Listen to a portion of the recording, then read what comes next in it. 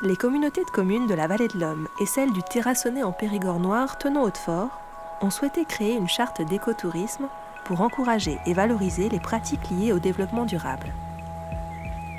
Cette charte s'adresse à tous les acteurs du tourisme du territoire. Il existe de nombreux labels en fait, au niveau national.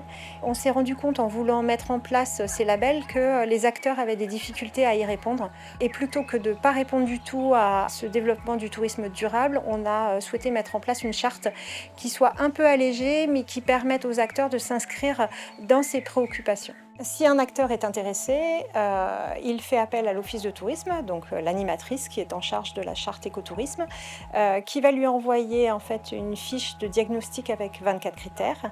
Il va procéder à un autodiagnostic et éventuellement porter les dernières améliorations s'il y a certains critères qui ne correspondent pas.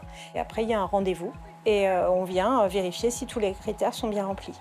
Au niveau de l'énergie, c'est surtout avoir des réductions de consommation d'énergie à travers, par exemple, la mise en place d'ampoules à économie d'énergie avec tout ce qui est LED. Pour l'eau, eh bien, c'est tout ce qui est utilisation de manière raisonnée. Les déchets, on pense surtout au recyclage, avec tout ce qui est poubelle jaune, poubelle noire, le recyclage du verre. Tout ce qui est plastique doit être proscrit. Les déchets verts, on va avoir plutôt l'utilisation de compost.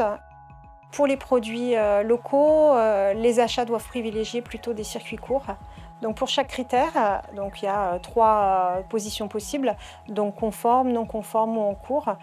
Donc l'idée c'est d'évoluer progressivement vers tous les 24 critères conformes. La charte est valable pour 2 ans. À la fin de ces 2 années, il y a un contrôle pour voir si le renouvellement est possible. Les acteurs du tourisme en fait, rentrent dans un réseau. Ils peuvent bénéficier de formations, d'accompagnements spécifiques. Pour les acteurs aussi, ce qui est important de noter, c'est que pour eux, c'est quand même une qualification de leur offre touristique qui permet en fait, de mieux répondre aux touristes et aux attentes des clientèles.